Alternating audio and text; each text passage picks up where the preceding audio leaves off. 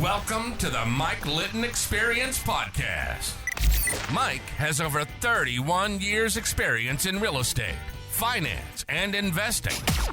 He's passionate about being a father, a teacher, a realtor, an investor, and a leader. Everyone has a story, and our passion is to help them tell it. And now, introducing the host of the Mike Litton Experience, Mike Litton.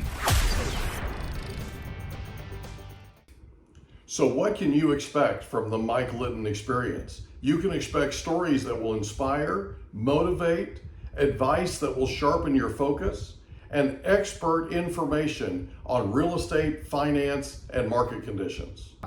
Yeah. You know, How much damage can you do in 6 months? quite a bit. No, I'm not joking. Let's be honest. I've been part of organizations where leadership was horrible, right?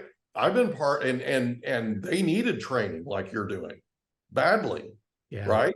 I mean, it's and the people, no joke. Now, this is, what makes, and you said this earlier, what makes the DEA is the people. Yeah. Right. Yeah, absolutely. 100%. And you want to retain and help to enhance that talent.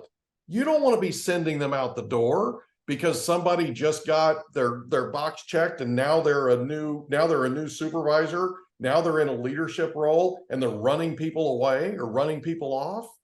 You don't want that. And bad leadership takes forever to try to correct. You know this. Absolutely. The damage that bad leadership does is really rough. And it's hard to get that trust back and get that engagement back. Right? What you're doing, what you did when you were there and what you're doing now is absolutely invaluable to any organization, let alone the DEA. Yeah, no, I agree. That's one thing I teach quite a bit is leadership's impactful. Yeah. What we do and what we don't do is impactful. Yeah. When you take that, unless, this is a volunteer thing to become a manager in an organization. People aren't, giving you that title. I mean, you're applying for that title or you're selected for that title. And what you decide to do with that title is very impactful for the men and women who are on your team now. Yeah. And it that's your culture and your organization. It all starts there. I mean, you can look at all the research out there. I mean, the one I cite quite a bit, the Gallup does a poll every year, the State of the American Workforce. Mm-hmm. And just that survey alone, that research alone shows that 70% of an employee's engagement is determined by his or her first line supervisor. That's significant. So when I talk to folks, I don't care if it's a CEO or if it's the chief of police or if it's a person who just started in the organization a day ago. Mm-hmm. They have to know that this is impactful and this is a lifelong journey. It's like the term leader. I hate when people say leaders, our political leaders, our agency leaders, our organizational leaders. You have to earn that title. Yes, you do. Absolutely. I mean, amen, brother. Amen. The title on your card or your door means nothing. Leadership is impactful and it's intentional. Mm-hmm. And that's the frustration is so many organizations out there, whether it's law enforcement or just business in general, it's a crapshoot. I mean, we're just saying, hey, congratulations, Mike, you were the best at your job. So now we're going to make you a leader. Well, right. Perhaps you did really well making widgets, but maybe you're not a good supervisor of others making the widgets. Right. You might sell, okay. What out of widgets. Yeah. Right. But that doesn't mean you can lead people. It's totally different. And that's Exactly. that's the disconnect that's so frustrating. And I saw that, and DEA had the same issues that other organizations do. I mean, we had good leaders, we had bad leaders. So we had good leaders and bad managers. I just made the mistake of using that term again, right? Yeah.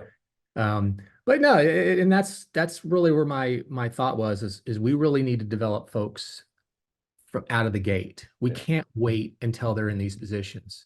When I hear about these organizations that are only training upper management, well, I mean, they probably were in management for a long time. I mean, why are we giving them training? That they're the ones that should be training and mentoring the other folks so they can replace themselves and have a fresh continuation of leadership in their organization. So really that was a huge inspiration and a huge reason of why I wanted to start Eagle Six training is I love the leadership part of it. Now I do, like I said, I do different things as well, but the leadership thing is really, really powerful. Yeah, it's incredible. And it's, you go back to that counselor in high school. Okay. Now, no, I'm not trying to open a wound. I'm just saying you go back to that counselor in high school. Okay. Now let's be honest here. That counselor in high school had a leadership opportunity with you that was completely blown. Now, to your credit, you went out and proved her wrong. Okay. But this is indicative of exactly what we're talking about in terms of this vacuum, right? I guarantee you that counselor had absolutely no idea the kind of impact that she was having, and nobody ever had that conversation with her. Yeah. Right? Absolutely. One of the things that I'm a big proponent of is parenting. Parenting isn't anything more than management of your children. That's all it is. It's leadership. Okay? It's leadership. And so one of the other things that I'm big time, I know you can't tell that I'm passionate about this stuff, but I hide it well, right? But the other thing that I'm a big proponent of and a huge fan of is the power of questions. Mm-hmm. The Socratic method, right? Absolutely. Because here's the thing. I Opens can up. talk at you all day long and you'll hear a very small percentage. I know from research, and you know this, you'll hear a very small percentage of what I say. But if I ask you questions and you answer those questions, right, you're going to retain almost everything that we talked about. Why? Because the answer came out of your mouth, not mine. 100%. You look at the best instructors and the best leaders on the planet, and they totally understand the power of questions. Absolutely. They sit with you and they can pull out of you exactly what they need to find out, and they can help you solve whatever the potential issue is. They can help you solve it yourself. I agree. And that's why a lot of times when I do leadership training, I will facilitate conversations amongst the group. Yeah. Anyone can get up there and put a PowerPoint on and say, Yeah. this is servant leadership and XYZ. Here's step one, here's step two, right? Exactly. And like you said, you nailed it on the head. How many folks are actually going to remember that and apply that? But if I go to you and I say, tell me about a time you worked for a good leader. Yeah. What kind of impact did it have on your personal life? Right. And you're going to, and maybe we'll chart them out. And now let's talk about a time when you've worked for a bad manager. Mm-hmm. Remember those times? And then, of course, that's usually followed by a lot of head shaking and a lot of bad memories. Right. And then we'll chart those things out. But I'm getting folks engaged to think about things. And it does. It opens up learning, and it also opens up an opportunity for them to understand just how impactful it was, or how impactful it is, because they're relating it to their own lessons. Right. I remember when I worked for a toxic boss personally. Yeah. I can think of all the things I learned not to do when I went into it. Right. So based on my own experiences, I knew how impactful that was. Yeah. So now one of the most powerful things you can do. I didn't mean to interrupt you. Sorry. No. One of the most powerful things you can do is ask them point blank. You had this toxic boss that you just described. How would you do better? Yep. Right? If 100%. If you put yourself in their shoes, how would you improve on what they did?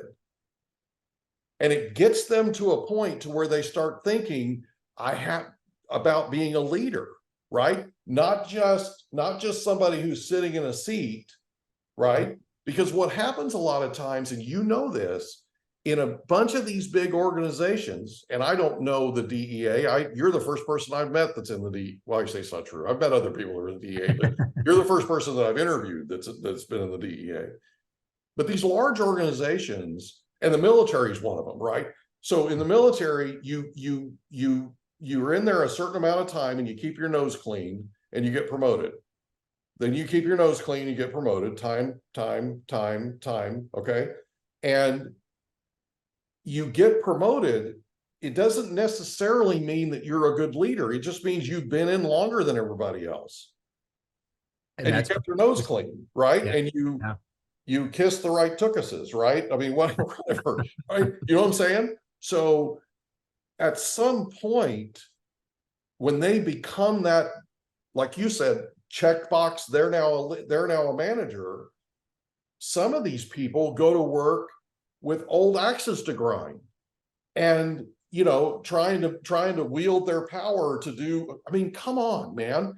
We need to get to those people, like you're saying, before they become that position of power, so that they understand that absolutely everything they say has an impact. Everything they do has an impact. And I would submit to you, all of their facial expressions do too, right? When you look sad, people notice. When you look mad, people notice, right? It has an impact on the people around you. That's what being a leader is. A leader is, you've got to care more about that person you're leading than you do about yourself. Sorry, man. No, you tell? Yeah. I absolutely agree. You're right. When I have three tenets of what I consider leadership. It's impactful, it's intentional, and it starts with yourself. Yeah. Those three things are the basis of everything I've developed. Yeah. And it's not rocket science. This is common stuff but we seem to just not pick this up. I mean, you look at leadership books. I mean, you can pull leadership books from 1910, you pull them from 2024. Nothing new is being developed. It's the same stuff. It's just being regurgitated. It's the fact that we don't understand the impact that leadership has, or a lot of folks don't. They don't understand how intentional it is. You just can't, again, you can't just say, oh, my card says I'm the boss, so I'm a leader now. No, it has to be an intentional act. And also, like I said, the last thing for me is it starts with yourself. If you can't sit down and look at yourself in the mirror and say, hey, how am I going to best prepare myself to be a servant to the folks that I am fortunate enough to have on my team. Right. You can't have that discussion, then you should have never volunteered for that title. I totally agree. Yeah, it goes back to Jesus washing his followers' feet, right? It's as simple as that. It's servant leadership, right? And one of my favorite things to do when you're a leader is to sit with the people that are working for you and ask them, how do I win with you? Yeah. Right? It's huge, right? It's amazing, because then they can tell you what the roadmap is. And they'll do it gleefully. And even I wholeheartedly agree. And even the toxic leaders out there, if they could understand this, even if they're selfish, and even if all they think about is their own career and how fast up that ladder they can get, think about if they could stop and take the time to ask those types of questions and have that type of, even if they don't care, if you make the people around you better, you're going to make yourself better. It's a rising tide. 100%. Yeah. Right? I mean, it's so I don't want them to do it for selfish reasons, because ultimately people will see that's not genuine. Yeah. Are not authentic leaders, and then they'll stop caring, or they'll stop working for them. But there's so much advantage to just taking care of people. I mean, it's incredible. I mean, and it's frustrating when organizations, they just take a gamble on folks, and they can destroy cultures. They can destroy organizations. Yeah. Most people leave, or not, I don't say most, but a lot of people leave organizations because of bad management. They're looking for greener pastures. Absolutely true. And in law enforcement, and here's something we found out, right? One of the things we found out during the pandemic was how unbelievably thin that foundation was, right? Yeah. Because we found people that were locked down for 60 days or whatever, however long it was, right? I think it was 60 days, but that period of time that they were locked down, they went nuts. They climbed the walls. They developed more alcohol issues than they had before, or more drug issues than they had before. They quit their jobs, right?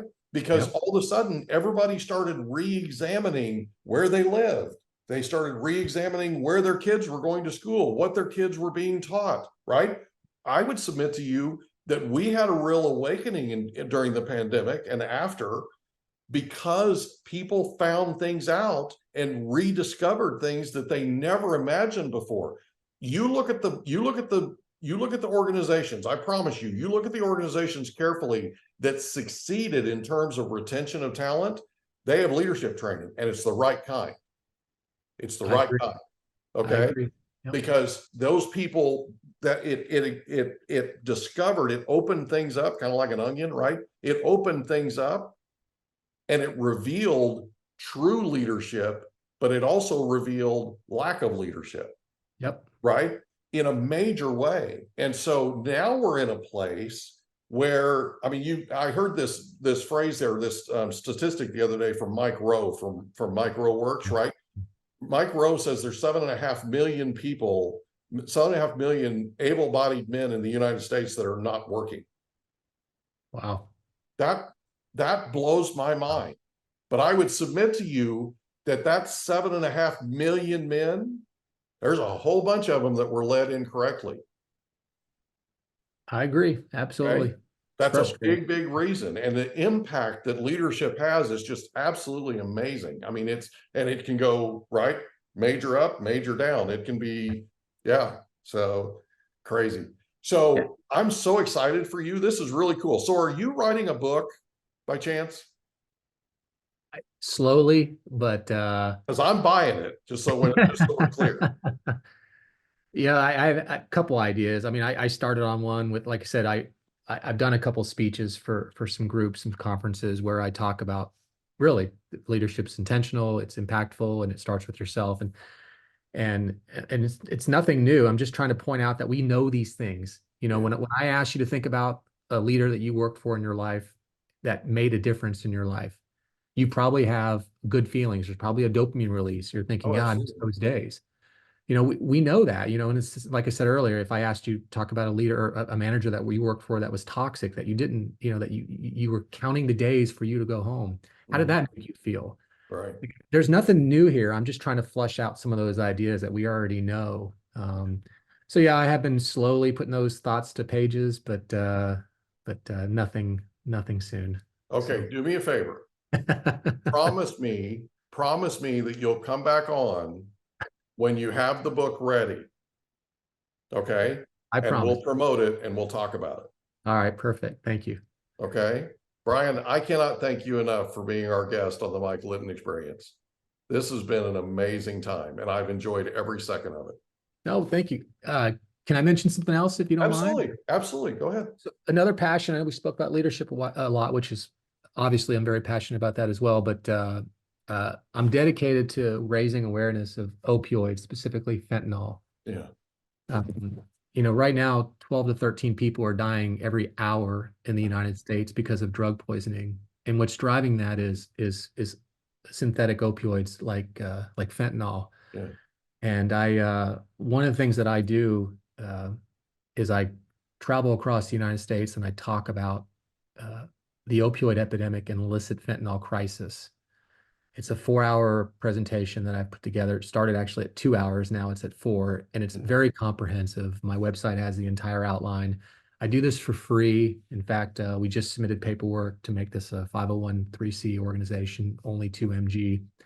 And the biggest impact this is having, I mean, it's having an impact all around the country, around the world, really.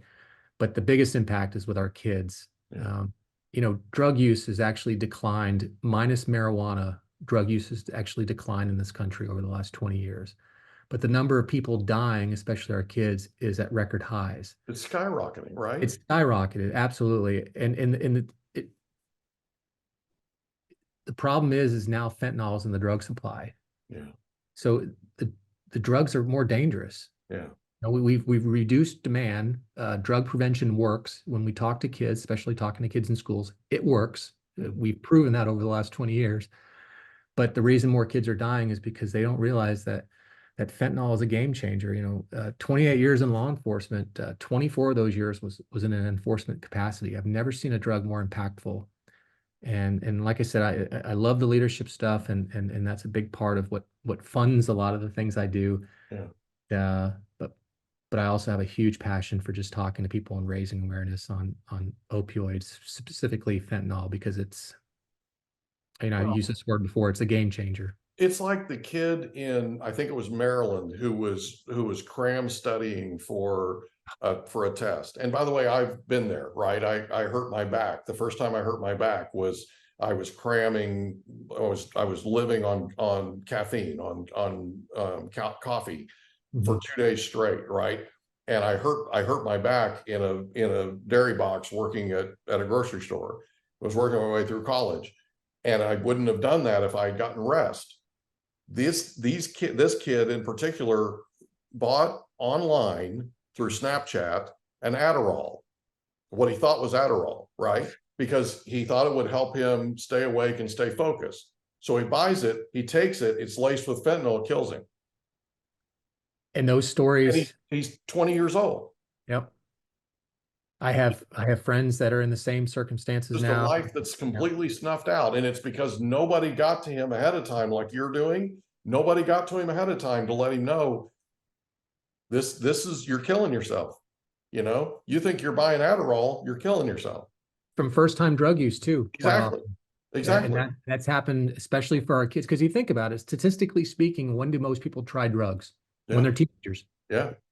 Not that you can't, wait till you're 50 before you try drugs, but right. Most people, for, your parents, your grandparents, this hasn't changed. Most people try things when they're adolescents, when they're teenagers. The difference is, so the behavior is the same. The difference is now we have fentanyl on our drug supply. So now we have kids like this young man who thinks he's ordering an Adderall or Xanax or Percocet or Oxy or whatever. Right. And they're getting fentanyl because they don't know that only 2 milligrams is a couple granules of salt or sand. Yeah. It's the tip of your pen. It's that small. And there have been numerous instances like the example you shared, where if kids are going online, Snapchat, Instagram, they're buying this stuff, they think they're getting another drug, and they're dying. Yeah. It's incredible. And that's why I said it's impacting all of society, but it's definitely impacted our young people more than any other age demographic. I'm so glad you're doing this. I'm so glad you're doing this, because there's almost nobody on the planet that's as well qualified as you are to talk about this. How can people reach you to have you come talk to them? So for the opioids, it's www.only2mg, only2, just the number, mg.com. So only2milligrams.com. Only2milligrams.com. Yeah. Okay. Yeah. Do me a favor, send me that link and we'll put it in your description so that we can send people to you. So you've applied to be a 501c3? I have actually last week. We just sent all that in, so it'll be a while before that's official, but yeah, I'm excited. I've done 40 some presentations now. I've hit 11 states. I have probably 20 more scheduled. I do it around the other things that I have going on in my life, Eagle 6 training and in the law enforcement coordinator job I have. Just a couple of things, right? Couple of things, yeah. But I really enjoyed. This is one thing that's really, I've always told myself, do something you love in life. And if you don't, then why be miserable, and I've been fortunate where my entire life, I feel like someone's paying me to do things that I really enjoy to do. Like, you're giving me money to be a DEA agent. Are you kidding me? I love that. And I know that I don't get paid for only 2MG, but this is my way of giving back. And hopefully if it prevents especially a young man or woman from going online and buying that pill that could cost them their life, then if I can make a difference, then I think I'm doing what I'm meant to do in this world. Well, I think you are. In fact, I know you are. And I cannot thank you enough for being our guest on the Mike Litton Experience. I am so unbelievably proud of you. I really, really am. And from the bottom of my heart, thank you again for being here. Well, thanks, Mike. I appreciate the opportunity, and yeah, thank you. So you're going to come back when you get the book finished, right? I'm a slow writer. I write a lot of blogs and things like that. So, but the book's going to take some time. All right. But I promise I'll be back. How's that? I'm proud of you. Thanks again. We hope you enjoyed another episode of the Mike Litton Experience. If you did, Do us a favor, smash that subscribe button, tell your friends, family, and coworkers about our program, and wherever you get your podcasts, please leave us a rating. It helps us to connect with quality people just like you. And that's a wrap. Another episode of the Mike Litton Experience in the books. Reach out to Mike on Instagram at Litton Realty. Want to meet with Mike? Check out calendly.com/Rio760.